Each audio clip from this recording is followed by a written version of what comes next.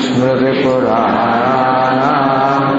आलयं करुणालयं नमामि भगवत्पादं शङ्करं लोकशङ्करं शङ्करं शङ्कराचार्यं केशवं बादरायणं सूत्रभाष्यकृतौ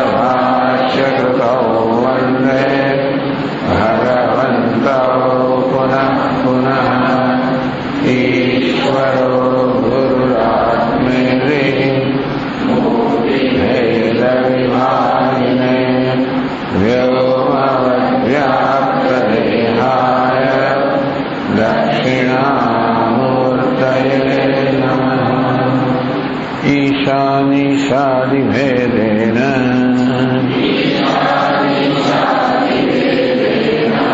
व्याकुलं सकलं जगत् निरीक्ष्य श्रोत्रियः कश्चित्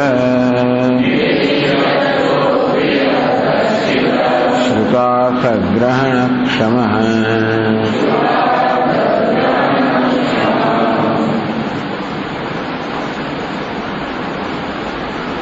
नामभेदः न અર્થપ્રયોજકः।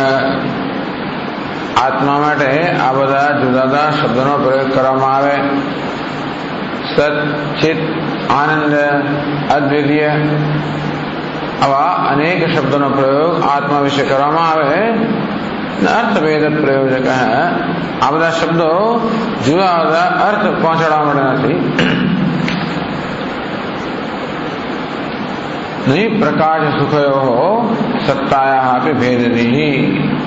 જેને પ્રકાશ કે ચિત્ત કહેવામાં આવે, સુખ કે આનંદ કહેવામાં આવે, એ સત કરતા ભિન્ન નથી.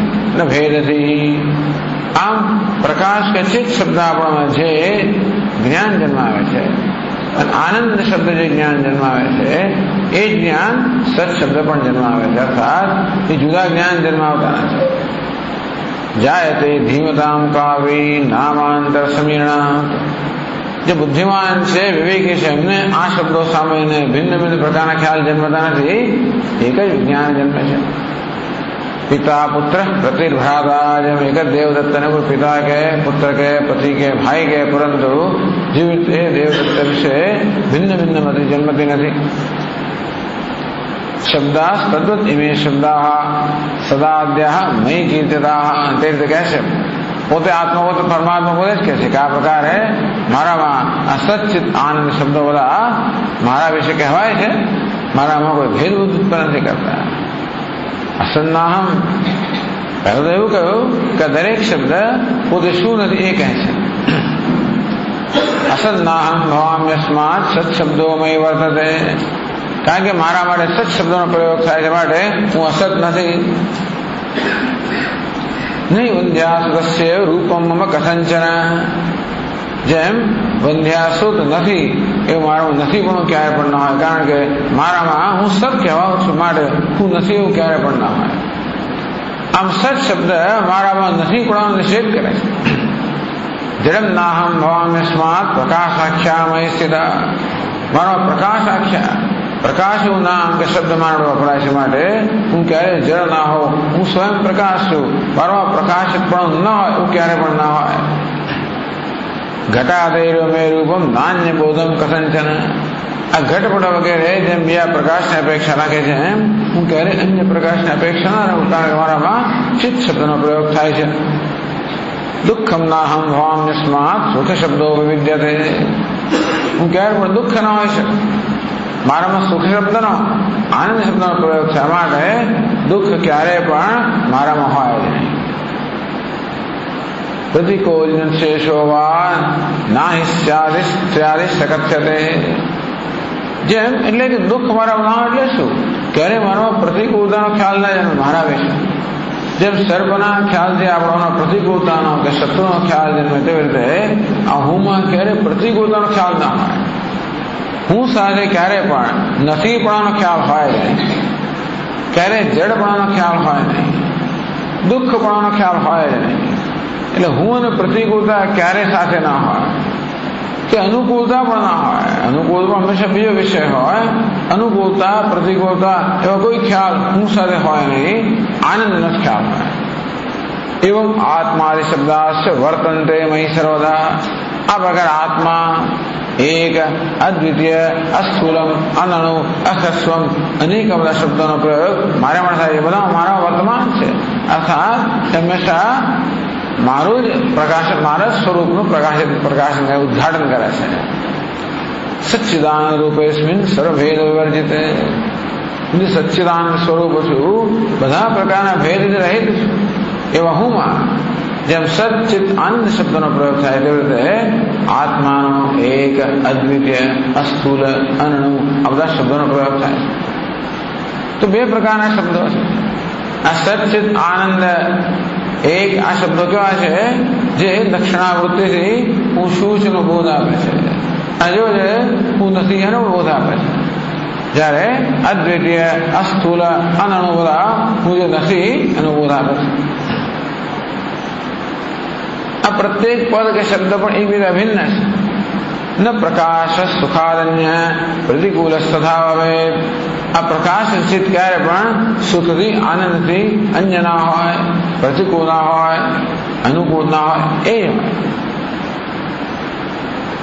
અનુકૂલતમસ્ત્વેન સ્વાત્માનો ભયમ.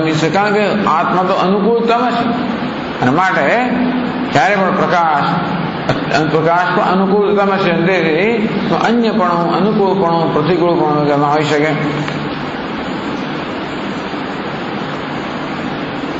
નાત્મા પ્રકાશ રૂપાત સ્યાત અન્ય સૌ સર્વબોધવિત. તો આત્મા શબ્દ, આત્મા શું ચૈતન્ય કદાચ જુદો તો કે નહીં? સર્વબોધવિત, બધી જ વૃત્તિઓનો સાક્ષી આત્મા હું છું. તેથી ક્યારે પણ પ્રકાશથી ભિન્ન નથી. સુખમ છે ને પ્રકાશેન વ્યતિરિક્તમ કથંચન. આનંદ પણ ક્યારે પણ આ પ્રકાશથી, ચૈતન્યથી ભિન્ન ના હોઈ શકે. સ્વાતરેકી પ્રકાશેન પ્રકાશમ સુખમ ભવેત. એમને માનવું કે સુખ છે પોતાના કરતા અન્ય ચૈતન્ય પ્રકાશિત થાય છે. એ સુખ સ્વયં પ્રકાશ છે, સ્વયં સિદ્ધ છે, એક છે, અદ્વિતીય છે. આત્મા સુખ પ્રકાશાભ્યામ ભિન્નો નૈવ કથંચન. તે રીતે આત્મા જે છે એ પણ સુખ અને આનંદથી, ચૈતન્યથી ક્યારે ભિન્ન ના હોય. આત્માનંદ પ્રકાશાશ્ચાન સત્તા વ્યતિરેકિણ. તેમ આત્મા, આનંદ, પ્રકાશ પણ સતથી ભિન્ન ના હોય. આનંદાત્મા પ્રકાશેભ્ય સત્તા વ્યતિરેકિણ. તે રીતે સત પણ આત્મા, આનંદ, પ્રકાશથી ભિન્ન નથી. અનાત્મત્વે ચ સ્થાપિ સ્યાત વંદ્યા પુત્ર સમાબલાત તસ્મા સચ્ચિત સ્વરૂપહમ આનંદાત્મા પરઃ પુમાન. તેથી હું સચ્ચિત સ્વરૂપ છું, સચ્ચિદાનંદ છું, આનંદાત્મા છું, પરમ પુરુષ છું. આ પ્રકારનું જ્ઞાન થયું તો જો જેવી રીતે આ 50મા પાના પર કહેવામાં આવ્યું ને એનું આખું વર્ણન થયું. તો 50મા પાનાની આ 13મી કંડિકામાં છે સજાતો ભૂતાન્યભિવ્યખ્યત કિમિહાન્યં વાવદિશદિતે સ એતમેવ પુરુષં બ્રહ્મ તતમપશ્યત ઇદમદર્શમિતિ. સ એતમેવ પુરુષં બ્રહ્મ તતમ અપશ્યત. એટલે કહે છે કે તસ્મા સચ્ચિત સ્વરૂપમ આનંદાત્મા પરઃપુમાન પુરુષ. પરઃપુમાન, પરમ પુરુષ હું છું. આનંદ એનું સ્વરૂપ છે. સચ્ચિત આનંદ, સચ્ચિત સ્વરૂપ હું પરમ પરમાત્મા છું, પરમ પુરુષ છું.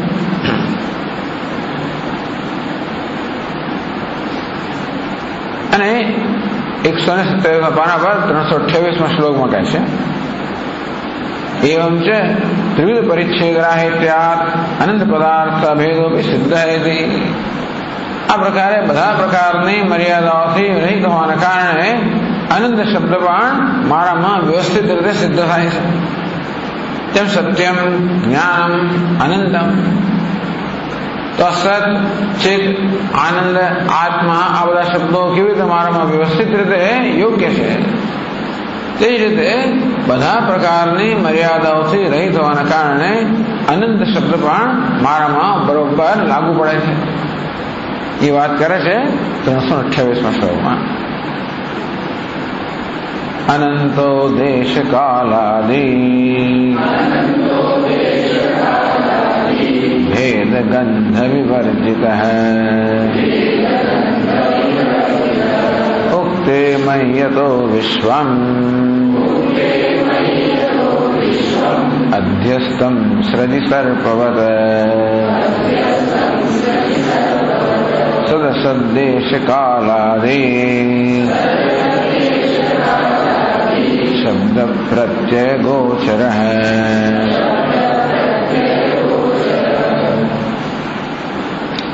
અનંત અતએવ સર્વાધિષ્ઠાનત્વં મમૈવ અસ્તિ મમૈવ આસીદિતિ. અનંત દેશ કાલાદિ ભેદ ગંધ વિવર્જિત. આ દેશ કાળ વગેરેના ભેદ કે દેશ કરતા હું જુદો હોઉં, અર્થાત કોઈ સ્થળમાં ન હોઉં, કાળ કરતા ભિન્ન હોઉં, કોઈ કાળ ન હોઉં. આમ દેશ કાળ વગેરેની ગંધના ભેદથી પણ રહી થશે, ભેદની ગંધથી પણ રહી થશે. એવી ગંધ પણ મારામાં ના હોય કે કોઈ દેશ હોય, સ્થળ હોય અને હું ના હોય, ચૈતન્ય ના હોય. એવું પણ ક્યારે ના બને કે કાળ હોય, કાળનો ખ્યાલ હોય અને ચૈતન્ય ના હોય. કોઈ પણ ખ્યાલ હોય, ખ્યાલને પ્રકાશિત કરનાર ચૈતન્ય આત્મા છે. એના માટે દેશ એટલે સ્થળ જે ખ્યાલ છે એને પ્રકાશિત કરનાર હું છું. સમય કે કાળ એ ખ્યાલને પ્રકાશિત કરનાર પણ હું છું. વસ્તુ એવા ખ્યાલને પણ પ્રકાશિત કરનાર હું છું. હુંથી ચૈતન્યથી કશી વસ્તુ ભિન્ન હોય જ ના શકે. તેથી દેશ કાલાદિ ભેદ, દેશથી કાળથી વસ્તુથી કશાથી પણ હું ભિન્ન હોઉં, એવા ભેદની ગંધ પણ હુંમાં નથી. તેથી અનંત માટે હું અનંત છું, સર્વ અંતથી રહિત છું. અતઃ જે ટીકાકાર છે અતએવ સર્વાધિષ્ઠાનત્વ એટલે ટીકાકારે અને સમજ આપી દીધી. એવમ છે ત્રિવિધ પરિચ્છેદ રાહિત્યાદ દેશ કાળ વસ્તુ પરિચ્છેદ રાહિત્યાદ દેશ કાળ વસ્તુની મર્યાદામાં હોવાના કારણે અનંત પદાર્થ અભેદોપી સિદ્ધ અનંતોહમ. તેથી અનંત શબ્દના અર્થ પણ મારામાં જ લાગુ પડે છે. અતએવ સર્વાધિષ્ઠાનત્વ મમૈવ આસીત. એના માટે સર્વનું અધિષ્ઠાન પણ હું જ છું. મારામાં જ બધાનું અધિષ્ઠાન પણ છે, અર્થાત હું જ સર્વનું અધિષ્ઠાન, બધું મારામાં જ કલ્પિત છે, અધ્યારોપિત છે. ઉક્તે એટલે આપણે બી પંક્તિ કહે છે ઉક્તે મય્યતો વિશ્વમ અધ્યસ્તમ સૃજિ સર્વવત. સૃજ એટલે માળા. ક્યારેક માળા પડી હોય ને આપણને સર્પનો ભ્રમ થાય, ક્યારેક દોરડામાં સર્પનો ભ્રમ થાય, ક્યારેક માળામાં સર્પનો ભ્રમ, એવું પણ દ્રષ્ટાંત આપવામાં આવે છે.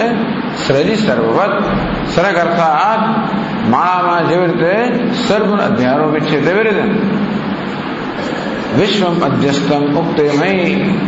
આવા હું જેના વિશે કહેવામાં આવ્યું ઉક્તે ઉક્ત સ્વરૂપે સચ્ચિદાનંદ સ્વરૂપે સત્યમ જ્ઞાન અનંતમ સ્વરૂપ અનંત સ્વરૂપે મારામાં વિશ્વમ અધ્યસ્તમ. આ સમગ્ર વિશ્વ મારામાં અધ્યસ્ત છે, અધ્યારોપિત છે. હું અસ્થિ ભાતિ પ્રિય છું અને આ નામ રૂપાત્મ જગત મારામાં અધ્યારોપિત છે. સમગ્ર નામ રૂપાત્મ જગતનું હું અધિષ્ઠાન છું, સર્વનો આત્મા છું. કશું જ મારાથી અલગ નથી, ભિન્ન નથી.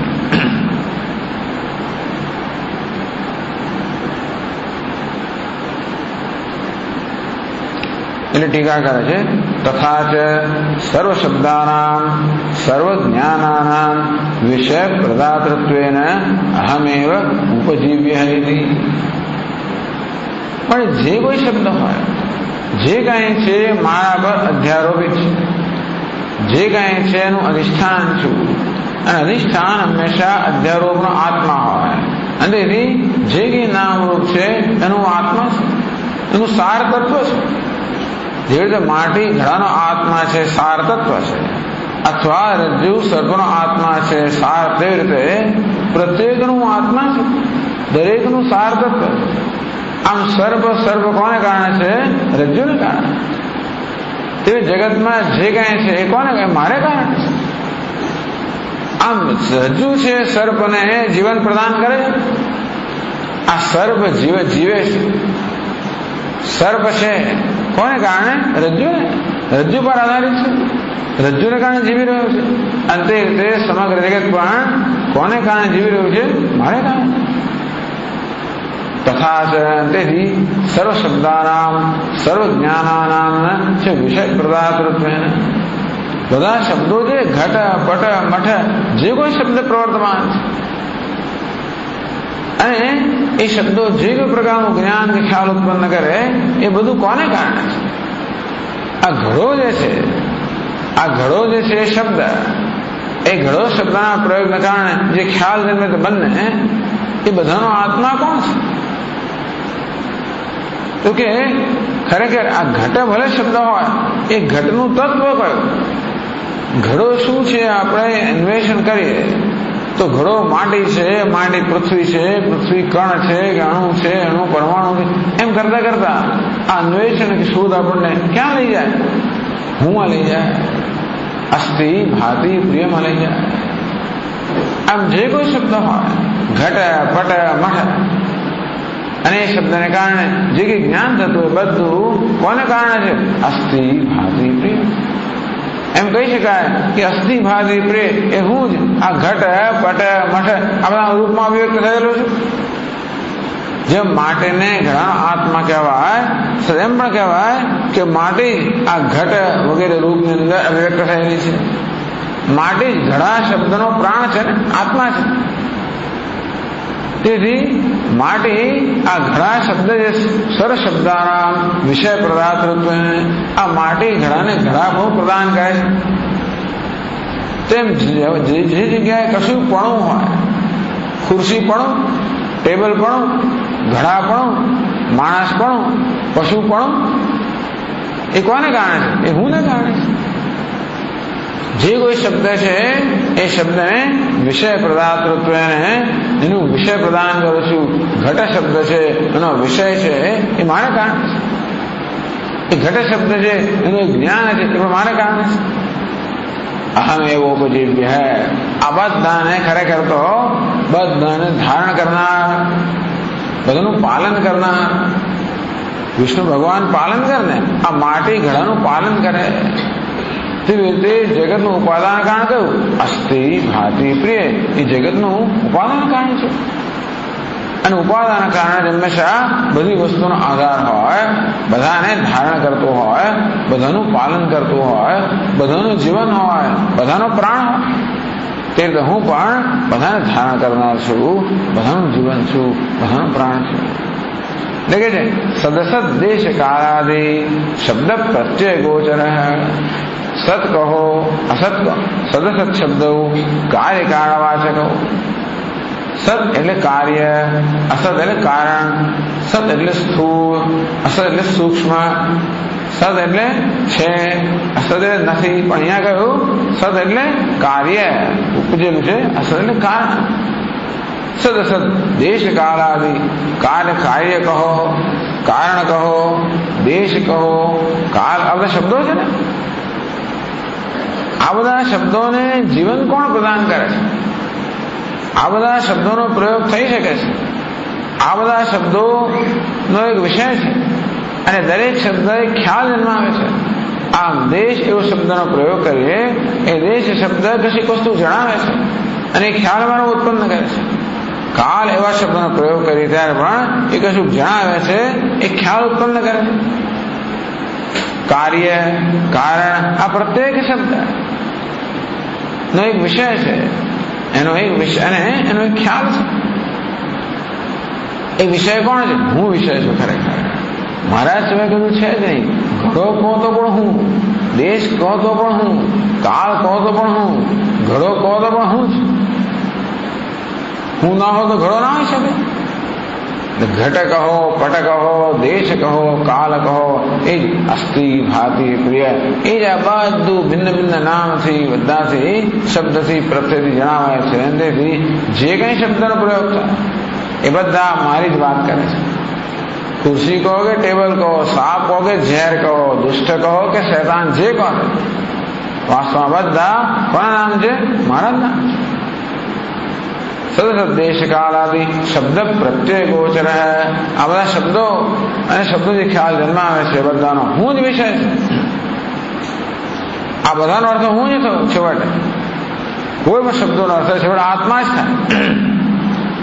જેમ ઘડાનો છેવટે શબ્દ તો અર્થ માટી જ થાય અંતે રીતે, કારણ કે માટી એનું તત્વ છે. તેમ દરેક શબ્દનું તત્વ ગયું, દરેક શબ્દનું સાર તત્વ ગયું. આ દરેક શબ્દને જીવાડનાર કોણ? દરેક શબ્દને પ્રાણ આપનાર કોણ? હું છું. અમારે સદસદ શબ્દ પ્રત્યય ગોચર. આ રીતે સમેતમેવ પુરુષમ તતતમમ અપશ્યત એવું કહ્યું. પછી 178 પાના પર ઇદમ અદર્શન ઇતિ, મેં પરમ પુરુષના બ્રહ્મના આત્મને દર્શન કર્યા.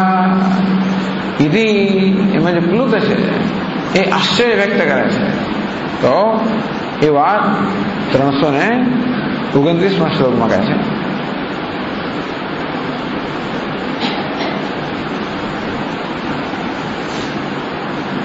ટીકાકાર કહે છે પૂર્વ વાક્યાર્થમ અનુવદન. આગળનું વાક્ય છે સહિતમેવ પુરુષમ તતમમ અપશ્યત.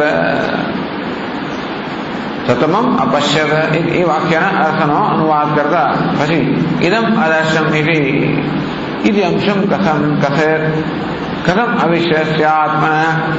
પછી કહ્યું કે ઇદમ અદર્શમ, મેં આત્માના દર્શન કર્યા. એવું જયારે કહે ત્યારે કથમ અવિષયસ્ય આત્મના દર્શન કર્મત્વની શંકા. આત્મા તો અવિષય છે. આત્મા ચૈતન્ય શબ્દથી ખ્યાલથી પર છે. યતો વાચો નિવર્તન્તે અપ્રાપ્ય મનસા સહ. તો વાણીનું વર્ણન ના કરી શકે અને તેને કારણે મનમાં જેનો ખ્યાલ ઉત્પન્ન ના થાય કે મન એટલે કોઈ મનની જે અવસ્થા નથી, એવું આત્મા કેવી રીતે તમારા જ્ઞાનનો વિષય બન્યો? મેં એના દર્શન કર્યા. આ દર્શનનો વિષય ક્યાં બની છે? તમે ઘટપટના દર્શન કરી શકો. આ ઘટપટ વગેરે જે વિષયો છે એ પદાર્થો છે એ દર્શનના જોવાના વિષયો બની શકે. એટલે ઘડાને જોઈ શકાય. મુખ્ય અર્થમાં ઘડો દર્શનનો વિષય બની શકે, કારણ કે વિષયીકરણ થઈ શકે. તો જેનું વિષયીકરણ થઈ શકે ઇન્દ્રિયથી કે મનથી, એ જ મારા ઇન્દ્રિય કે મનના દર્શનનો વિષય બની શકે. પણ આત્મા તો ઇન્દ્રિય ને મનને પ્રકાશિત કરનાર છે. એ તો કોઈ વિષય છે, વિષય નથી. અને કેવી રીતે મહાપુરુષ કહે છે કે મેં આત્માના દર્શન કર્યા, આમ આત્મા કેવી રીતે દર્શનનો વિષય બન્યો? અવિષયસ્ય આત્મા કથમ દર્શન કર્મત્વ. આત્મા દર્શનની ક્રિયાનું કર્મ કેવી રીતે બની શક્યો? એ શંકા નિરાકુરવન, આ શંકાનું નિરાકરણ કરતા વ્યાચસ્તે એનું વ્યાખ્યાન કરે છે, સમજાવે છે. તત શ્લોકમાં કહે છે તત એવાહમાત્માનં દૃષ્ટવાનસ્મિ બોધતઃ અત્યંતં વિસ્તૃતતમં યદર્થં દેહમાગતઃ. ઇદમ આદર્શમિતિ એ વાક્ય સમજાવે છે. તત એવ એ જ કારણથી, એ આગળનો અનુવાદ કર્યો. એ જ કારણ. કયા કારણથી? તો કહે છે ટીકાકાર યતઃ સર્વે શબ્દાઃ સર્વાણિ ચ જ્ઞાનાનિ મદ ગોચર આવરણ નિવૃત્ત્યા મદ અભિવ્યક્તિ સંપાદનેન વા મદેક ગોચરાણિ. યતઃ સર્વે શબ્દાઃ, બધા શબ્દો. કયા શબ્દો? સચ્ચિત આનંદ, એક અદ્વિતીય, અસ્થૂલ આનંદ, આવા શબ્દો. સર્વાણિ ચ જ્ઞાન, અને એ શબ્દથી ઉત્પન્ન થતો ખ્યાલ કે જ્ઞાન. મદ ગોચર આવરણ નિવૃત્ત્યા, એ પ્રત્યેક શબ્દ હું વિશે જે આવરણ છે, અજ્ઞાન છે, એ અજ્ઞાન દૂર કરે, આવરણ દૂર કરે છે. સત શબ્દ મારામાં આવરણ દૂર કરે છે કે હું નથી. આ મારામાં ખ્યાલ હોય ને તો ક્યારેક નહીં હોય. હું મર્ત્ય છું, મૃત્યુને અધીન છું. મારો જન્મ થયો, મારું મૃત્યુ થશે, આ પ્રકારનો ખ્યાલ હંમેશા મારા વિશે હું સેવી રહ્યો છું. એટલે આ ખ્યાલ હંમેશા રહેલો જ હોય છે કે નહીં, હું તો સત છું. ન હોવા પણ હું ક્યારેય મારામાં ન હોય. એટલે મૃત્યુ મારામાં ક્યારે પણ ના હોય, અને જન્મ પણ મારામાં ક્યારે પણ ના હોય. એટલે ક્યારે કોઈ પ્રકારનો વિકાર કે પરિવર્તન મારામાં ના હોય. હું અજન્મા છું, અમર છું, નિર્વિકાર છું. સત શબ્દ થઈ ગયો. હું તો જડ છું. જડ છું એટલે હું કેમ છું? ભાઈ કેમ જ્યોતિરે એમ પુરુષ? આ બધો પુરુષનો આ કાર્યકરણ સંઘાતનો વ્યવહાર ચાલે છે એ કયા પ્રકાશને કારણે? તો હું માનું છું કે મારો વ્યવહાર જે ચાલે છે એ બીજા કશાકને કારણે ચાલે, ઈશ્વરને કારણે ચાલે છે. સૂર્યને કારણે, ચંદ્રને કારણે, બીજા કશાકને કારણે, ધનને કારણે, સંપત્તિને કારણે, એ બધાને કારણે તો કે નહીં, સ્વયં પ્રકાશ છું. તો અંદર ચિત્ત શબ્દનો પ્રયોગ થયો એટલે ત્યારે મારો જડતા ના હોય, પરપ્રકાશતા ના હોય, પરાધીનતા ના હોય. હું સરળ પ્રકાશિત કરનાર છું, સ્વયં પ્રકાશ છું, સરળ પ્રકાશિત કરનાર છું. અને માટે મારે હોવા માટે કોઈની જરૂર નથી. જો કોઈ મને પ્રકાશિત કરતું હોત તો મારે હોવા માટે એની જરૂર હોત. મને હોવા માટે કોઈની જરૂર નથી. હું સ્વયં સિદ્ધ છું, સ્વયં પ્રકાશ છું, આનંદ છું. દુઃખ મારામાં ક્યારે હોય જ ના શકે, ભય મારામાં હોય જ ના શકે. આ દુઃખ ક્યારે જન્મે? એ ભેદભાવ હોય ત્યારે, અલ્પતાની લાગણી હોય ત્યારે. નાલ્પે સુખમસ્તી, જે અલ્પતા આવે. હું અલ્પ છું, દેશમાં, કાળમાં, કશાયમાં મર્યાદિત છું. એ મર્યાદિત પણ એટલે જ દુઃખ. દુઃખ મારામાં ક્યારે પણ ન હોઈ શકે, કારણ કે આનંદ છે. માટે મર્યાદિત પણ ન હોય, અલ્પતા ન હોય, પણ અનંત જ હોવું જોઈએ.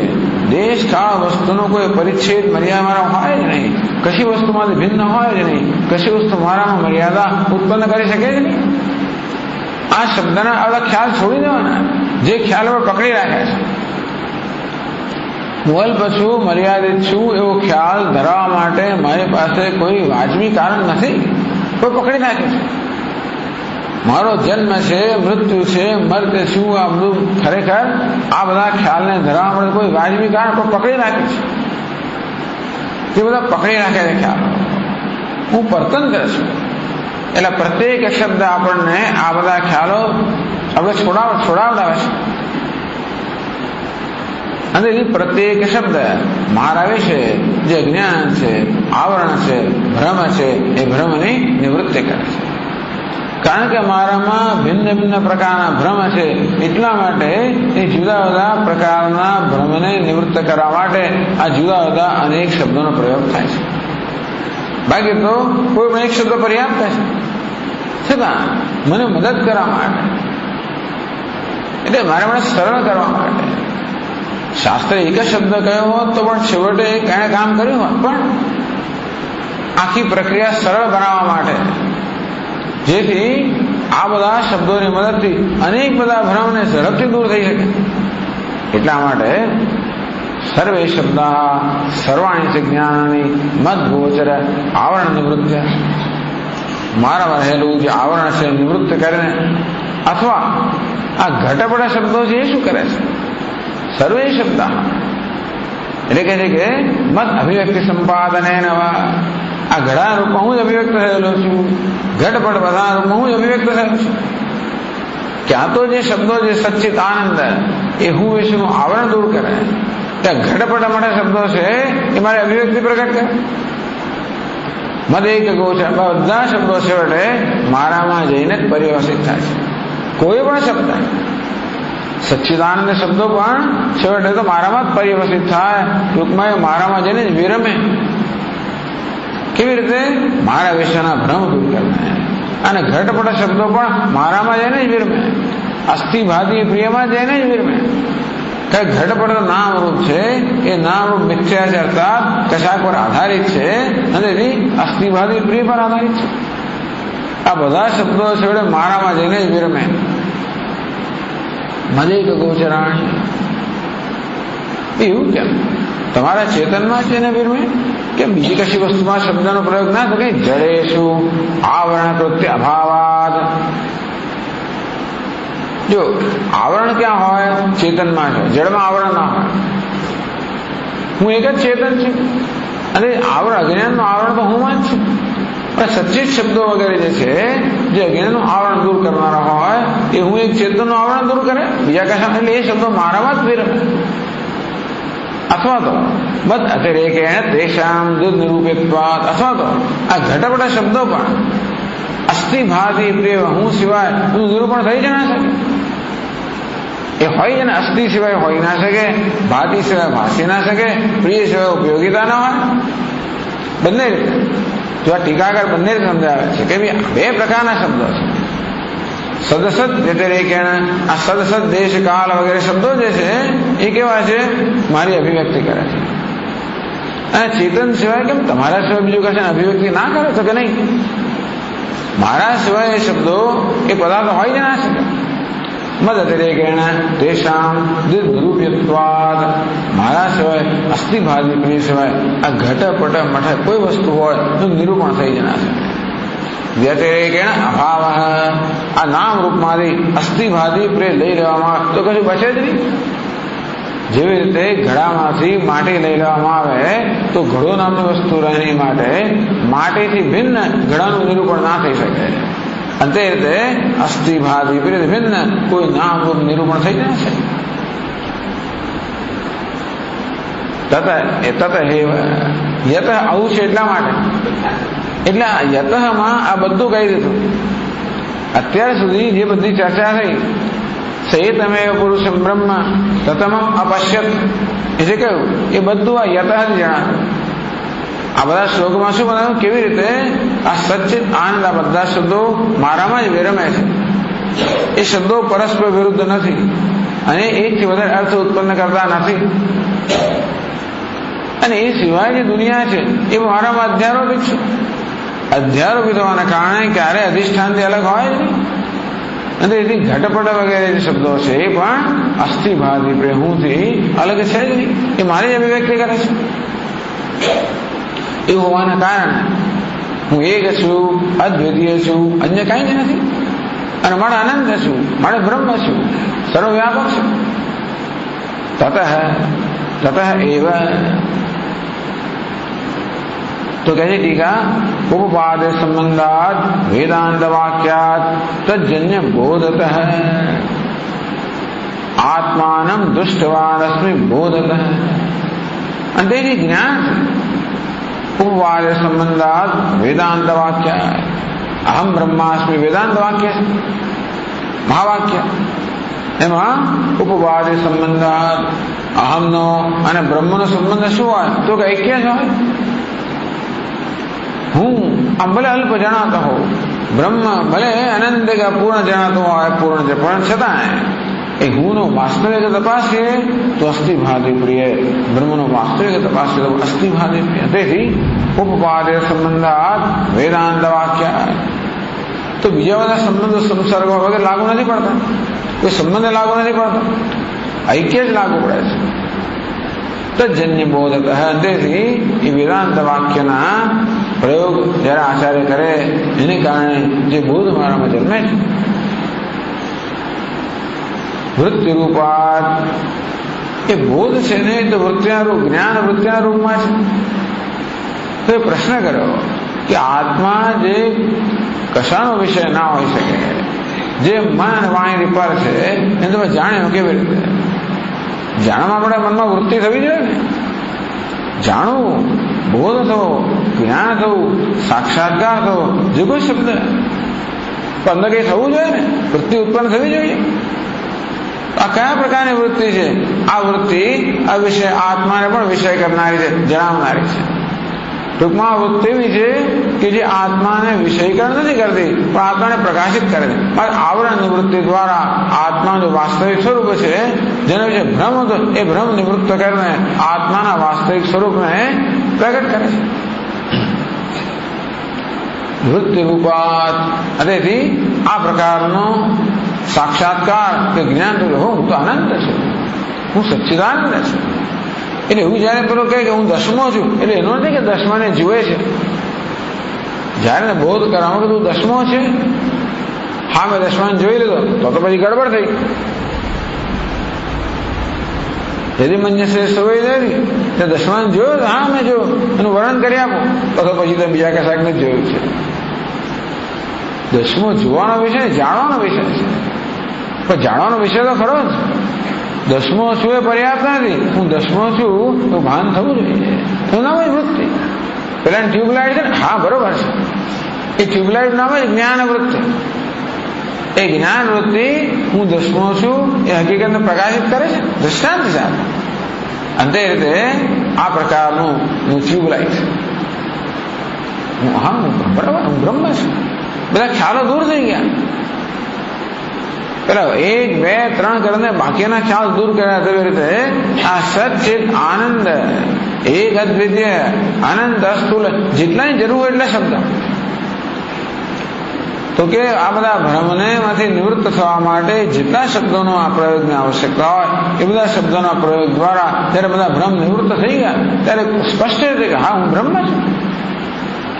વૃત્તિ રૂપાત અવિષયભી આત્માનમહં દૃષ્ટવાન. તેથી એ જ્ઞાન જે છે વૃત્તિરૂપ મનમાં છે. અને માટે આત્મા જે વૃત્તિનો વિષય નથી એને પણ દર્શન કર્યા. મારી જાતના વાસ્તવિક દર્શન કર્યા. એમાં કઈ આશ્ચર્ય કશું નથી. અત્યારે પણ મારી જાત દર્શન કરી જ રહ્યો છું ને. અત્યારે પણ આત્મા દર્શનનો વિષય ખરો કરી. હું કહું કે હું દુઃખી છું ત્યારે પણ છોડો આત્માની વાત કરી રહ્યો છું ને. અને તેથી એ દુઃખી રૂપમાં આત્માને જ જવું છે ને. બસ દુઃખી પણ જતું રહે એટલું જ થાય ને. આત્માનું દર્શન તો અત્યારે પણ છે. જો ન હોત તો કે નવું દર્શન નથી. માત્ર જે ભ્રાંતિ દર્શન છે ત્યાં આગળ વાસ્તવિકતા એ ભ્રાંતિનો અંશ જતો રહે. હું દુઃખી છું, દુઃખી અંશ જતો રહે, હું છું અંશ તો છે જ ને. તો આ જયારે મને થયું કે હું છું એટલું જ છે, એ જ હું છું. આ દુઃખી તો બધું અધ્યારોપિત છે. આ સ્પષ્ટ થઈ ગયું એટલે જે વાસ્તવમાં સ્વયં પ્રકાશ છે એનું જ જ્ઞાન છે. દુષ્ટવાત અસ્મિ. તેથી મેં આત્મા દર્શન કર્યા, આત્મા દર્શન કરી રહ્યો છું. કૃતકૃત્યોહમ અહો ઓહો, કેવો કૃતકૃત્ય છે ઇત્યર્થ. અસ્મિનો એવો અર્થ કરે. એટલે ટીકા અત્ર અસ્મિની પદમ અહમ પદેન અક્ષેપાદે પ્રતીયમાન. ખરેખર તો અહમેવ આત્માન દુષ્ટવાન. અસ્મિ ના લખો તો પણ ચાલે. અહમ શબ્દ આવ્યો ને એટલે અસ્મિ આવી જ ગયું. હું છું આવી જ જાય. અને એટલે ગ્રંથકારે આ શ્લોકમાં અસ્મિ શબ્દનો પ્રયોગ ન કર્યો હોત તો પણ આ જ વસ્તુ કર્મે હું દર્શન કરું છું. ઈચ્છું ન હોત તો પણ ચાલે. અહમ દુષ્ટવાન એટલો કહ્યો તો પણ હું દર્શન કરનાર છું. એટલે કે આ સંસ્કૃત ભાષામાં જે પ્રકારની વસ્તુ છે એ રીતે અન્વય જોઈએ તો અસ્મિ શબ્દની જરૂર નથી. અત્ર અસ્મિ ઇતિ પદમ એ શબ્દ અહમ પદેન અક્ષેપાદપી. અહમની સાથે અસ્મિને ન નાખી અંદર ન જોડીએ તો પણ પ્રતીયમાન એટલે હું ને એ પ્રકટ કરનારું જ છે. અસ્મિની જરૂર નથી. નિરર્થકમ સદી એટલે અસ્મિ શબ્દનો કોઈ વિશેષ અર્થ થતો નથી. આ શ્લોકની અંદર અહમ શબ્દનો પ્રયોગ કર્યા પછી અસ્મિ શબ્દથી વિશેષ કંઈ જણાવાતું નથી. તો આવા બુદ્ધિમાન ગ્રંથકાર નિરર્થક શબ્દ શું કામ વાપરતા હશે? નિરર્થકમ સદી કૃતકૃત્યત્વે લાક્ષણિકમ સત. એટલે જ ટીકા કર્યા છે કે આમ તો નિરર્થક છે છતાં કૃતકૃત્યત્વે લાક્ષણિકમ સત કઈ તો કૃતકૃત્યતા પ્રગટ કરે છે. લાક્ષણિકતાથી કૃતકૃત્યતા પ્રગટ કરે છે. આશ્ચર્ય વ્યંજયથી આશ્ચર્ય વ્યક્ત કરે છે. અને જે કૃતકૃત્યતાના કારણે આશ્ચર્ય થાય છે એ આશ્ચર્ય વ્યક્ત કરવા માટે અસ્મિ શબ્દનો પ્રયોગ છે. તે આશ્ચર્ય શું કામ થવું જોઈએ? તમારા દર્શનમાં છે શું આશ્ચર્ય થાય? તો કે છે આશ્ચર્યત્વ ઉપપાદકમ આત્મવિશેષણ. આત્મા વિશે એવું શું છે જે આશ્ચર્ય જન્માવે છે? તો કે છે વિસ્તૃતતમમ, અત્યંતમ વિસ્તૃતતમમ આત્માનમ દૃષ્ટવાન અસ્મિ. અત્યંત વિસ્તૃત, જેને વિસ્તારમાં કોઈ પ્રકારની મર્યાદા ના હોય એવું તતતમમ, સર્વવ્યાપી અર્થાત એક અદ્વિતીય. તો તતતમમ પરિપૂર્ણ, વિસ્તૃતતમ એટલે તતતમમ.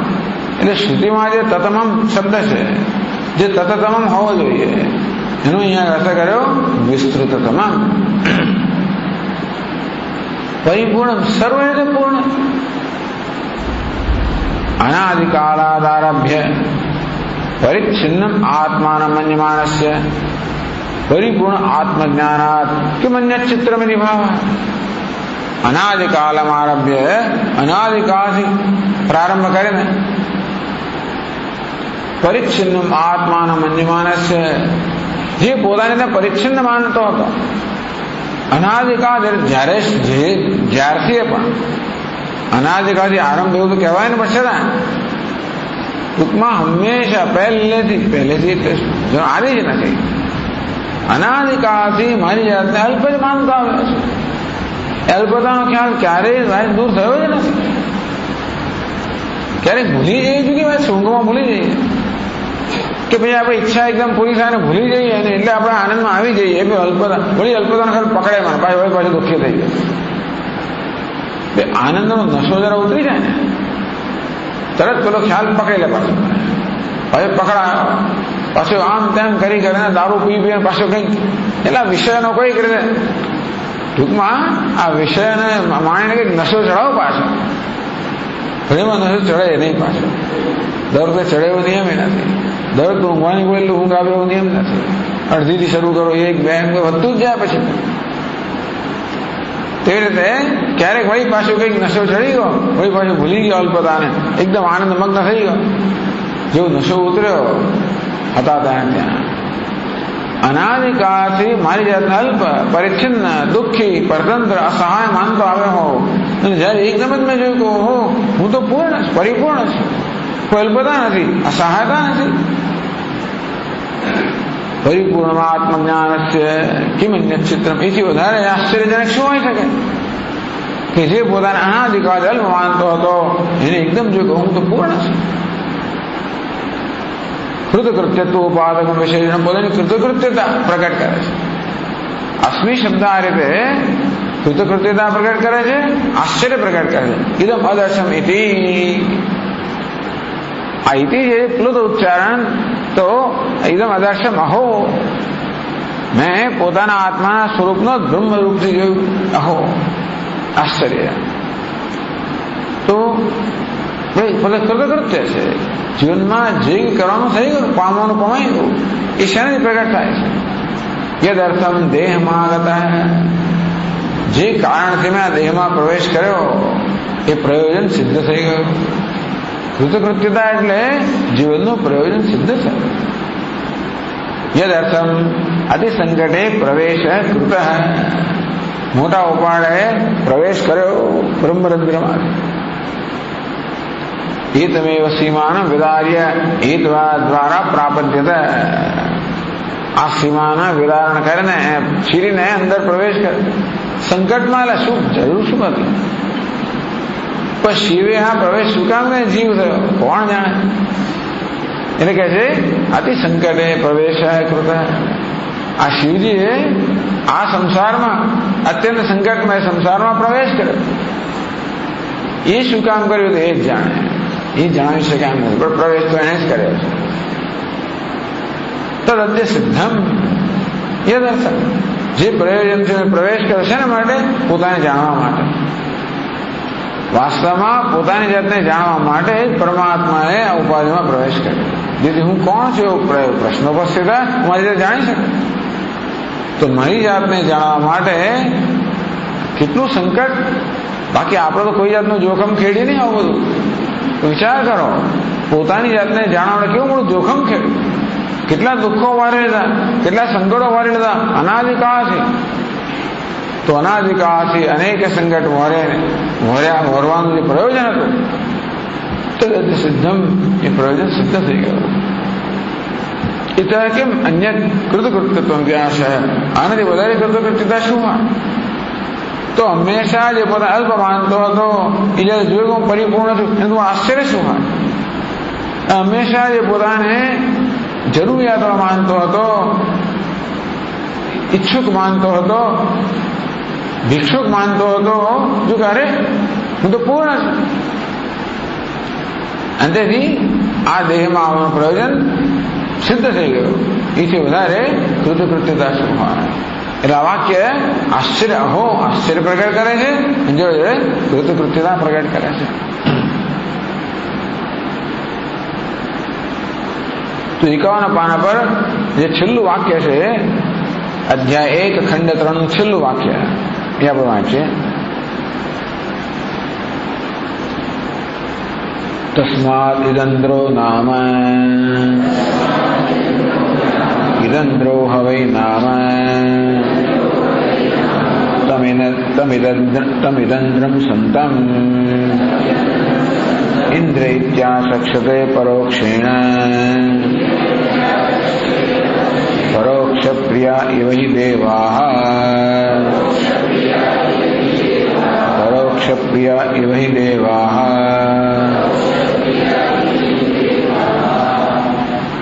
અહીં આવતા પહેલા આટલું વાંચી ના આવો ને તો પણ પછી ભાષ્ય છે બધું આપેલું છે તો ખ્યાલ આવે કે શેની ચર્ચા થઈ રહી છે, શું ચર્ચા થશે.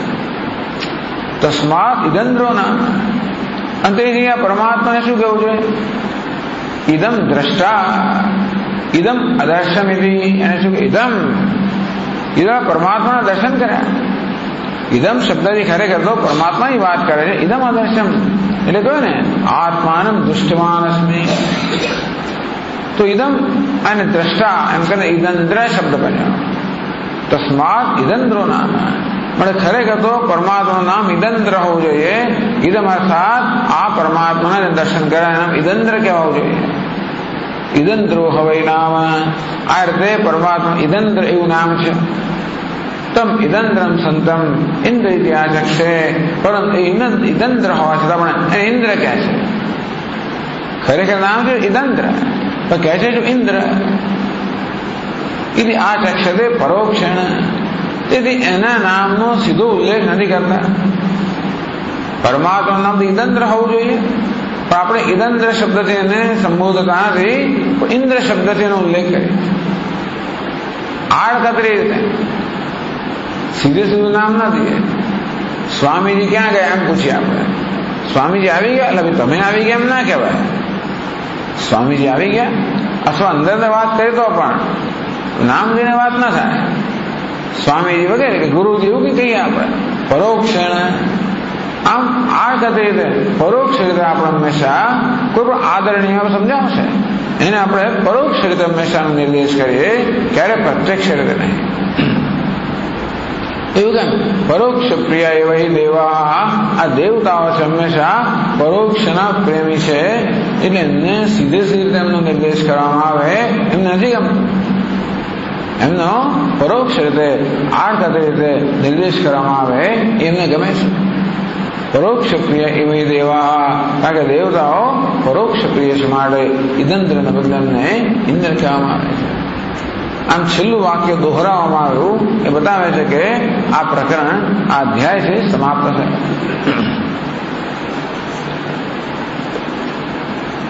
તો ટીકાકાર કહે છે પછીના શ્લોકમાં,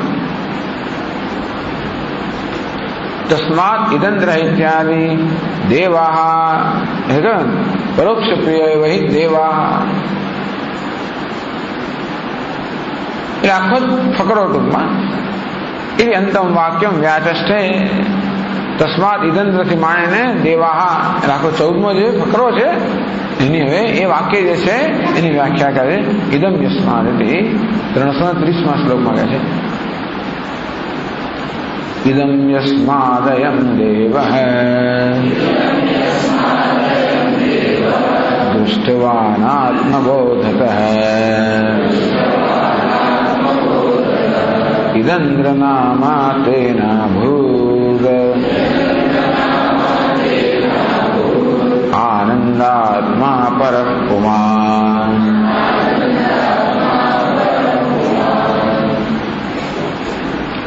યસ્માત અયમ દેવ ઇદમ દુષ્ટવાન. ઇદંદ્ર શબ્દની વ્યાખ્યા કરે છે. ઇદમ દુષ્ટવાન એટલે ઇદંદ્ર. ઇદમ એટલે કા દૃશ ધાતુ છે અમારી દુષ્ટવાન. ઇદમ દુષ્ટવાન એટલે ઇદંદ્ર. જેને ઇદમના દર્શન કર્યા એને ઇદંદ્ર કહેવાય. ઇદંદ્રમ ઇદમ યસ્માત અયમ દેવ દુષ્ટવાન. કારણ કે દેવે પરમાત્માએ ઇદમના દર્શન કર્યા તેથી આત્મબોધત આત્માના જ્ઞાનને કારણે ઇદંદ્ર નામા તેના ભૂત. તેથી એ ઇદંદ્ર નામ એવું એનું થયું, એનું ઇદંદ્ર નામ પડ્યું. કારણ કે એને ઇદમ અર્થાત બ્રહ્મના આત્મરૂપ દર્શન કર્યા. આનંદાત્મા પરઃ પુમાન. આ પરમ પરમાત્મા છે, આનંદ સ્વરૂપ છે. કારણ કે એમણે આત્માના ઇદમ આત્માના દર્શન કર્યા મળે ઇદંદ્ર એવું નામ પડ્યું. એટલે કહ્યું તસ્માત ઇદંદ્રો નામ. એ વાક્ય સમજાય. તો 4 શ્લોકો ત્યાં સમજાવે છે. ઇદમસ્તુ સન્નિકૃષ્ટમ ઇતિ ઉક્તે. આ ઇદમ શબ્દ છે ને, ઇદમ એટલે કે આ જે સર્વનામ છે એનો પ્રયોગ છે એનો કોને માટે થાય? સન્નિકૃષ્ટમ, જે એકદમ નજીક હોય એના માટે. આ ઘડો, આ વસ્ત્ર વગેરે. જે દૂર હોય એના માટે આ એવો શબ્દનામનો પ્રયોગ ના થાય, તે કે પેલું એવું થાય.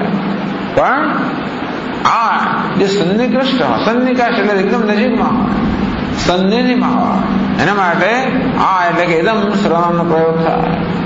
ઇદમસ્તુ સન્નિકૃષ્ટમ ઇતિ ઉક્તે. ઇદમ શબ્દ અપરોક્ષવાચક. તો સૌથી વધારે સન્નિકાશ એકદમ સન્નિધિમાં કયું છે? તો છેવટે તો આ હું એ સૌથી વધારે સન્નિધિમાં છે. સન્નિહિત એકદમ નજીકમાં નજીક કયું છે? હું. અને છેવટેથી આ ઇદમ શબ્દ હુંમાં જઈને વિરમે. અપરોક્ષ બોધ વાચક દર્શન ક્રિયા વિશેષણ. અને આ ઇદમ શબ્દ જે છે એ આ એટલે કે પ્રત્યક્ષ નથી કહેતો, પણ અપરોક્ષ સ્વયં પ્રકાશ જે આત્મા છે એ એનું અહીંયા આગળ ઇદમ શબ્દથી એનો નિર્દેશ થાય છે. તો ઇદમ શબ્દ જે છે દર્શન ક્રિયા વિશેષણ એવું કહે છે. ઇદમ આદર્શમિતિ એટલે આના દર્શન કરે એમ નહીં, પણ દર્શનની ક્રિયાનું વિશેષણ એ સમજાવશે.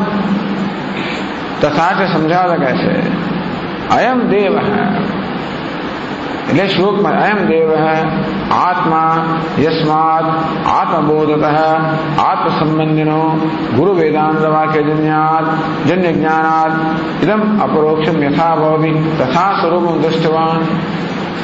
આત્મા ઇદમ યથા ભવતિ તથા આત્માનું દૃષ્ટવાન. આત્મા ઇદમ બન્યો, અપરોક્ષ બન્યો, એવી રીતે દર્શન કર્યા. જ્યાં સુધી આત્મા અપરોક્ષ નહોતો બન્યો ત્યાં સુધી આ આખી વિચારની પ્રક્રિયા ચાલી અને બધા જ ભ્રમ દૂર થયા અને આત્મા અપરોક્ષ બન્યો.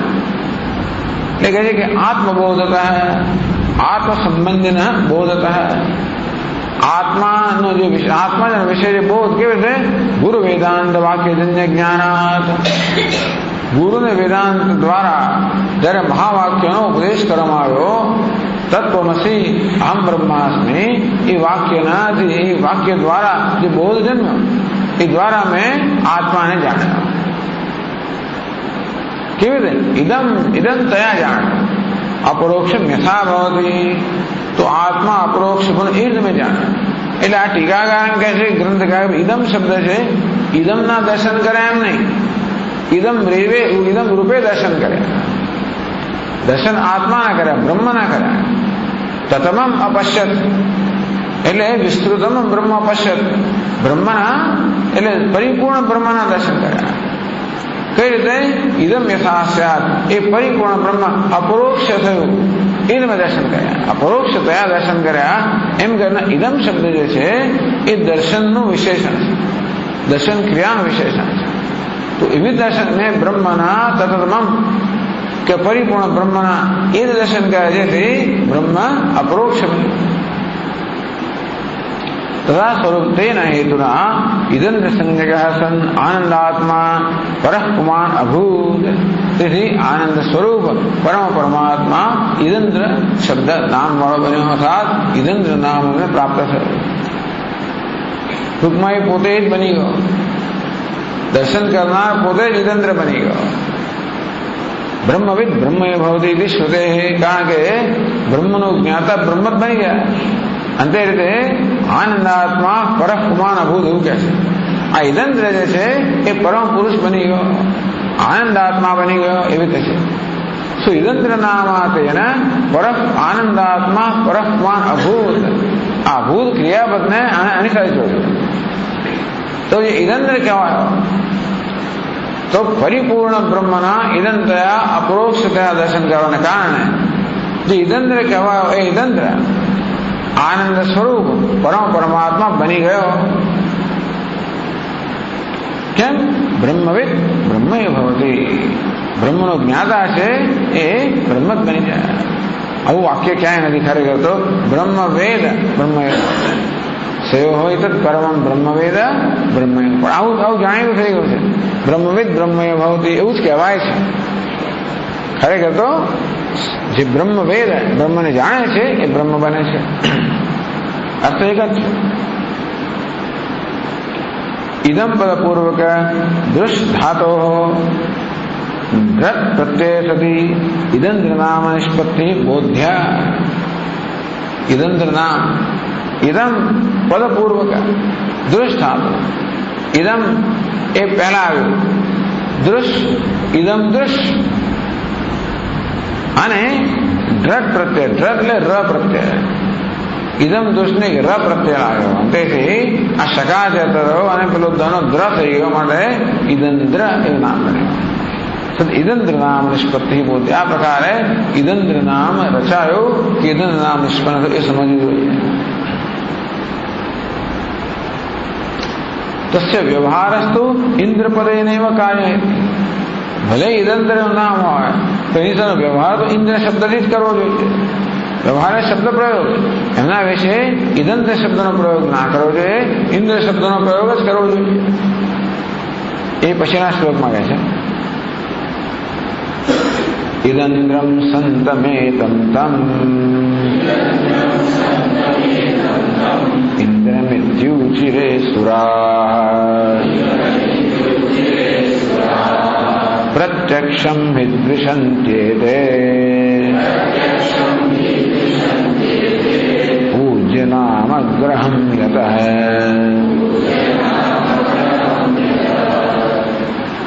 ઇદંદ્રમ સંતમેતમ. વાસ્તવમાં પરમ ઇદંદ્ર છે.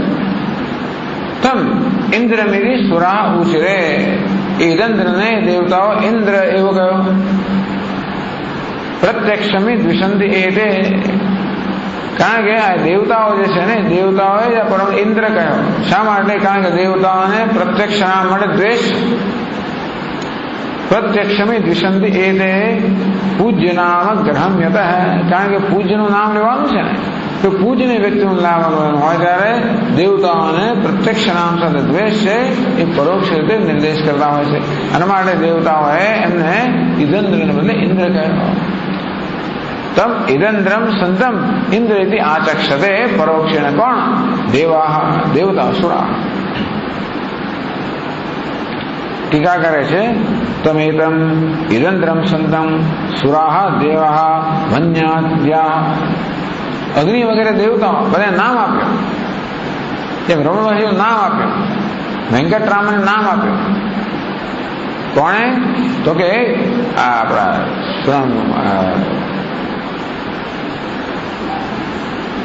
ગણપતિ મુનિએ નામ આપ્યું. કાવ્યકંઠ ગણપતિ મુનિએ બધા શિષ્યોને બોલાવ્યું કે ભાઈ આમનો હવે રમણ એવું નામ આપો. આ તો મહર્ષિ છે. વેંકટ જતું વેંકટ જતું રહ્યું. રામનું રમણ થઈ ગયું. આ રીતે વેંકટરામને રમણ કહેવામાં આવે. એવું નામ આ લોકોએ દેવતાએ ભેગા મળીને આપે. નામ કોણ આપી શકે? આપવાની યોગ્યતા ધરાવનાર જ નામ આપી શકે. આ મહાત્મા ગાંધી રવિન્દ્રનાથ ટાગોરનો ગુરુદેવ કે તો બરોબર છે. કે એવા રવિન્દ્રનાથ ટાગોર જો કે મહાત્મા કે તો બરોબર છે, બાકી તો ચાલે ને, તો બધા કે સ્વામીજી કે ભાઈ એને મહર્ષિ કોણ, એનું ડ્રાઈવર ને મહર્ષિ કે એવું ના ચાલે, કે કહેનારું પણ વ્યવસ્થિત જોઈએ. તેમ દેવતાઓએ એનું નામ ઇદંદ્ર ને બદલે ઇન્દ્ર એવું પાડ્યું. મન્યાદ્યાહ દેવતા દેવ ભાવેનો મનુષ્ય, અથવા તો આવા જે દિવ્ય મનુષ્ય છે, એટલે ઉપનિષદ નથી કહેતું કોણે એનું નામ પાડ્યું. તમ ઇદંત્રં સંતમ ઇન્દ્રેતિ આચક્ષતે પરોક્ષેણ. એ દેવતાઓ ઇદંત્ર આવે છતાં પણ પરોક્ષેણ પરોક્ષતાથી ઇન્દ્ર કહે છે. તો ક્યાં તો અગ્નિ વગેરે દેવતા હોય, અથવા તો એવો દૈવી સ્વભાવ ધરાવનારા મનુષ્ય એમને ઇન્દ્ર કહે.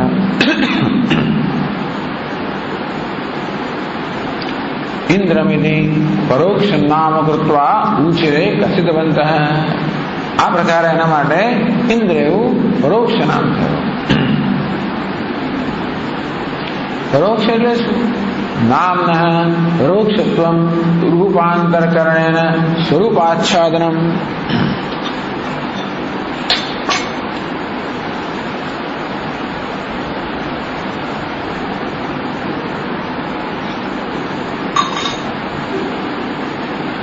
નામને પરોક્ષત્વ, કોઈ પણ નામને પરોક્ષ ક્યારે કહેવાય? રૂપાંતર કરણે, એ નામને બદલી નાખે. જ્હોન ને લોકો જેક કહે, નામ બદલવાની પણ રીત છે ને. વિલિયમ ને બિલ કહે, રોબર્ટ ને બાબ કહે, જ્હોન ને જેક કહે, ભાઈ જ્હોન ને જેક પણ એવું છે. થોમસ ને ટોમ કહે, ફિલિપ ને ફિલ કહે. આવી રીતે હવે નામ બદલી નાખે.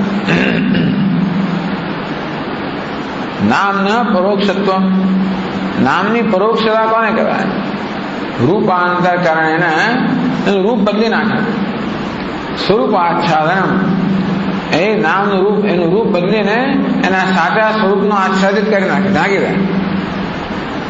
એને પરોક્ષત્વ કહેવાય. આ વિદંદ્રનું શું કર્યું? રૂપાંતર કર્યું, ઇન્દ્ર કર્યું. એમ કરે ઇદંદ્ર પણ ઢંકાઈ ગયો. ઇદંદ્ર કે તો ખબર પડી જાય, ઇદંદ્ર નામ જે છે ને એ એના શબ્દને પ્રગટ કરનાર છે. અન્વયાર્થ એટલે કે એના શબ્દને, એના અર્થને પ્રગટ કરનાર. ઇદંદ્ર એટલે સમજી જવાય કે ભાઈ હા, આ તો દર્શન કરનાર છે, ઇદંતયા દર્શન કરનાર છે, ઇદંતયા દૃષ્ટવાન, તો ખબર પડી જાય. એટલે ખબર ના પડે એટલે આપણે ઇન્દ્ર એટલે ખબર જ ના પડે કે એને શું અર્થ થાય. એ સ્વરૂપ આચ્છાદન, વસ્તુના સ્વરૂપને આચ્છાદિત કરવા કરી દે. નામમાં થોડું રૂપાંતર કરીએ એટલે વસ્તુના સ્વરૂપને આચ્છાદિત કરી દે. એને પરોક્ષત્વ કહેવામાં આવે છે. હિ યસ્માદ દેવા પ્રત્યક્ષમ ઉક્ત પરોક્ષ વિપરીતમ નામગ્રહમ દ્વિષંતિ. પૂજ્ય નામગ્રહમ દ્વિષંતિ. કોઈ પૂજનીય વ્યક્તિનું પ્રત્યક્ષ નામ લેવામાં દેવતાઓને દ્વેષ, તેમને ગમતું નથી. દૃશ્યતે મહતા આચાર્યાદિ પદૈ અભિધાને પ્રસાદ. વ્યવહારમાં જોવાય છે કે મહા આચાર્ય હોય, મહતા આચાર્યાદિ પદે મહાન પુરુષ હોય, મહા એમના પર આચાર્ય કહીને બોલાવે તો ખુશ થાય. નામ લઈને બોલાવે તો તરત આમ આંખો ઊંચી ચડી જાય. ટૂંકમાં મહતામ આચાર્ય પદે અભિધાને પ્રસાદ. આચાર્ય એમ કે પ્રસન્ન થાય. સાક્ષાત દેવદત્તાદિ પદાભિધાન દ્વેષ. અને દેવદત્ત કહીને બોલે, આચાર્ય કહીને બોલાવે તો ખુશ થાય. દેવદત્ત નામ છે એ કહીને બોલાવે તો તરત દ્વેષ થાય, પોતાનું અપમાન થયું લાગે. તો આવી જાતનું હિન્દુસ્તાનની એક મર્યાદા છે. આ વૈદિક સંસ્કૃતિની મર્યાદા છે. કોઈ પૂજનીય વ્યક્તિ હોય એને સીધું નામ દેવામાં આવે તો એની મર્યાદાનો ભંગ થાય. આ મર્યાદા જવા માટે એનું પરોક્ષ નામ દેવામાં આવે. એટલા માટે દેવતાઓ જે પૂજનીય છે એમને પણ આ પ્રત્યક્ષ નહીં, પરોક્ષ નામ કરીએ છીએ. એ તેને યદા દેવા પ્રત્યક્ષમ દુષંતિ શું તથા પરમેશ્વર સૂચિતમ. જો દેવતાઓને ત્યારે તે પ્રત્યક્ષ નામનો દ્વેષ હોય તો પરમેશ્વર ના દ્વેષ કહેવાનું શું? અને ઇદંદ્રના બદલે ઇન્દ્ર કહેવાય છે. તો તમે નારાયણ આ તો સીધે સીધું કહો છો. ભગવાનને બોલાવે એટલે નારાયણ નારાયણ નારાયણ કરીને સીધું નથી બોલાવતા. રામ રામ રામ, કૃષ્ણ કૃષ્ણ કૃષ્ણ. કેમ એને દ્વેષ ના થાય? સીધું નામ કહે છે નારાયણાદિ નામ ગ્રહેતુ અનેક પ્રત્યક્ષ શ્રુતિ વિહિતે. તો શાસ્ત્રની અંદર જ સીધું નારાયણ નામ દેવાયેલું છે. શાસ્ત્રમાં જ શિવ નારાયણ કૃષ્ણ નામ દેવાયેલા છે. અનેક પ્રત્યક્ષ શ્રુતિ વિહિતે. આમ શાસ્ત્ર સ્વયં એ નામનો પ્રયોગ કરે છે. તેથી ન એમ ન્યાય. તેથી આ ન્યાય ત્યાં લાગુ પડતો નથી. આ નિયમ આ નારાયણ વગેરે માટે લાગુ નથી પડતો, કારણ કે શાસ્ત્ર પોતે નારાયણ શબ્દનો સીધો જ પ્રયોગ કરે. અર્થવાદગત લિંગસ્ય શ્રુતિતઃ દુર્બલાદ. તેથી આ તો અર્થવાદ છે. અર્થવાદગત લિંગસ્ય એ પરથી આપણે લિંગ અનુમાન કરીએ કે આ નહીં ગમતું હોય માટે ન વાપરીએ. પેલામાં સીધે સીધું કહ્યું છે માટે ન ગમે છે. આમ ભગવાન નારાયણને નારાયણ નામ ગમતું હોવું જોઈએ. કેમ કે શાસ્ત્રીય નામનો પ્રયોગ કરે. અંતેથી આ દેવતાઓના વાંધો નથી એમ માની લઈએ આપણે. જ્યારે બીજા દેવતાઓના વાંધો છે અહીં કહેવામાં આવ્યું તે પ્રમાણે. એ વાંધો જે છે આપણે નક્કી થયું કે ઇદંતનું ઇન્દ્ર નામ તો એટલા માટે આપણે એવું એટલે અનુમાન કરીએ કે દેવતાઓને પરોક્ષ નામ ગમે છે, પ્રત્યક્ષ માટે દ્વેષ. સાથે નારાયણ વગેરે માટે સીધો શબ્દનો પ્રયોગ થાય એ બધા આપણે જોઈએ કે આ નારાયણ ભગવાનને કોઈ વાંધો નથી.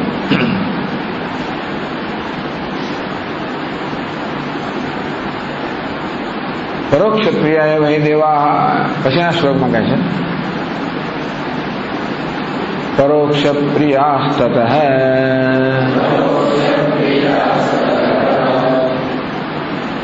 પરોક્ષ પ્રિયાસ્તતસ્તેન વન્યાદ્યાઃ કથિતા નૃભિઃ દેવવ્રતં સદાર્યેષુ દૃશ્યતે ત્વધુના નૃષુ.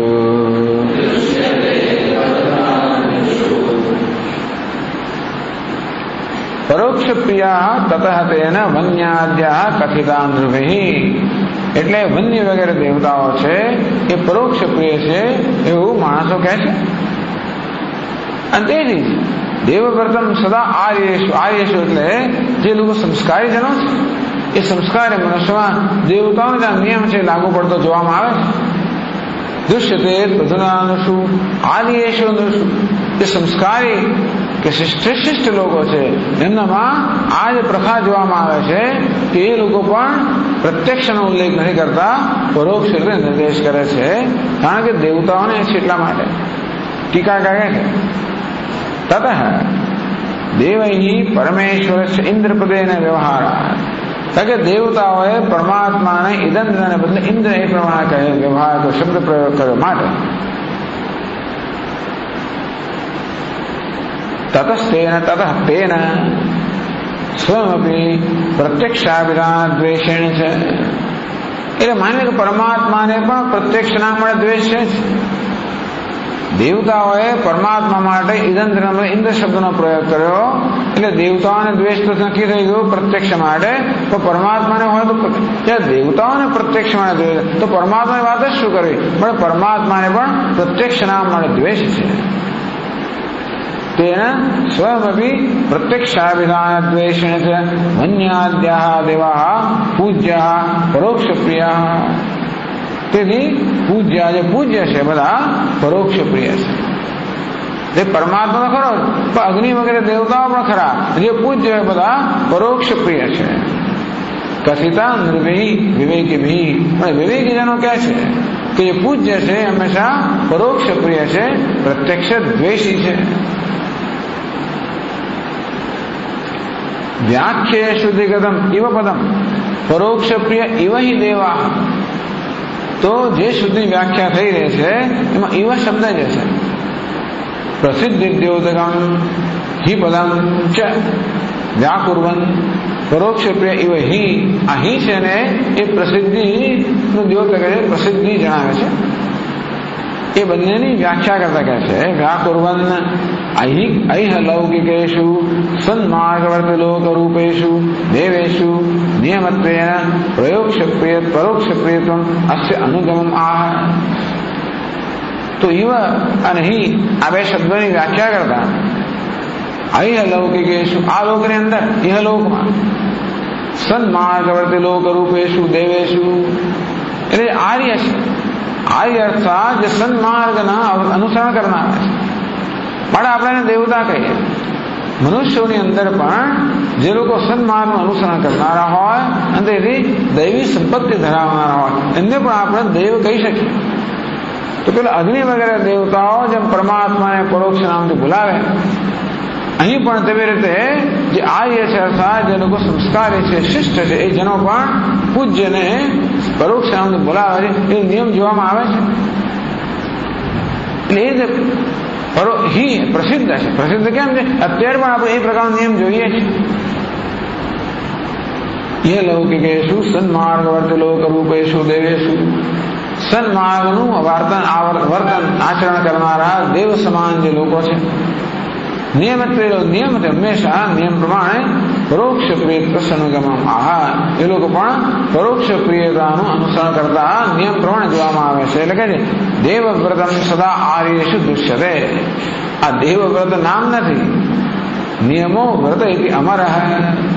દેવ નિયમ, દેવતાઓમાં જે નિયમ છે કે પૂજ્ય છે એને પરોક્ષ રીતે એનો નિર્દેશ કરો, તે જ પ્રકારનો નિયમ અત્યારે આ સંસ્કારી કે શિષ્ટજનોમાં દૈવી સંપત્તિ ધરાવનારા વિવેકી મનુષ્યમાં જોવામાં આવે છે। આર્યેષુ નૃષુ દેવવ્રતમ અધુનાપી દૃશ્યતે અન્વય। અત્યારે પણ આવા શ્રેષ્ઠ શિષ્ટ પુરુષોમાં આ દેવતાનો નિયમ જોવા મળે છે કે એ લોકો પણ પરોક્ષ પ્રિય છે, પ્રત્યક્ષ પ્રિય નથી। ઉદાહરણ આપે છે કે અત્યારે જોવા મળે તો આપણે ક્યાં જોવા મળે?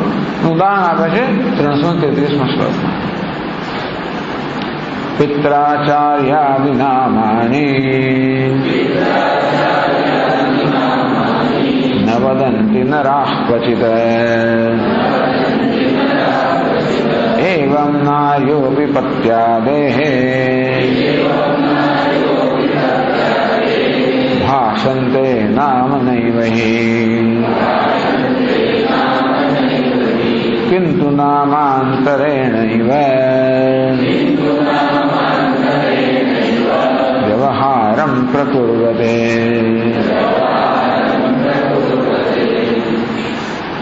પિત્રાચાર્યાદિ નામાની, પિતા હોય, આચાર્ય હોય, એનું નામ પણ ન વદંતિ નરાઃ ક્વચિત। અત્યારે વ્યવહાર જોઈએ છે કે જે લોકો શિક્ષિત મનુષ્ય છે, વિવેકી મનુષ્ય ક્યારે પણ પોતાના પિતાનું, આચાર્યનું નામ ક્યારે પણ પ્રત્યક્ષ રીતે લેતા જવામાં આવતા નથી કે તું કે તમે એમ કહીને પણ નિર્દેશ નથી કરતા, એ પણ પ્રત્યક્ષ નિર્દેશ છે, એમ પણ નહીં, પરોક્ષ છે। સ્વામીજી આવશે, સ્વામીજી લેશે, સ્વામીજી બોલશે વગેરે વગેરે એવું આપણે કહીએ। તમે ખાશો એવું ના કહીએ, તોછડું લાગે, આમ પ્રત્યક્ષ છે તોછડું લાગે, એટલા માટે આમ નામ એ તોછડાઈ બતાવે છે। ખાસ કરીને જે પૂજ્ય હોય એના વિષયમાં તો આપણે નામ બધું તોછડું લાગે, આપણે એવા સંસ્કાર છે, એટલા માટે આપણે પરોક્ષ રીતે એમનો નિર્દેશ કરીએ, એમનું સન્માન કરવા માટે। એવં નાર્યો વિપત્યાદે ભાષંતે નામ નહીં હોય તે રીતે સ્ત્રીઓ પણ પોતાના પતિ વગેરેનું નામ સીધે દેતી નથી હોતું, એ પણ પરોક્ષ રીતે અમને હજી છે કે સાંભળ્યું વગેરે જે તો બોલાવતા દરેકનું કન્વેન્શન હોય છે। દરેક ઘરની અંદર આ પ્રકારની એક પ્રથા હોય છે, દરેક જુદું જુદું કહું છું, સાંભળ્યું વગેરે વગેરે। આમ તો પણ હવે તો પણ સીધે નામ નહીં, નામ બોલાવે, એક મર્યાદા છે, મર્યાદા જાણે। અને સંસ્કાર ઘણા કુટુંબમાં તો પતિમાં પત્નીને મર્યાદા જણાવતા હોય છે। પતિમાં પત્નીને તમે કહીને બોલાવે, નામ કદાચ દે તો પણ તમે કહીને બોલાવે। ખાસ કરીને નાગરો વગેરે તમે જોજો, એ લોકો ક્યારે તું કહીને નહીં બોલાવે, તમે।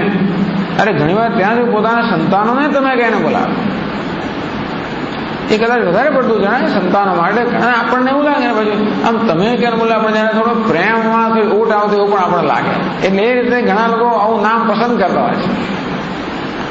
એટલે પૂજ્ય લોકો જે છે એમને પૂજનીયતાનું વધારે મહત્વ હોય માટે એ લોકો પરોક્ષ નામ પસંદ કરે.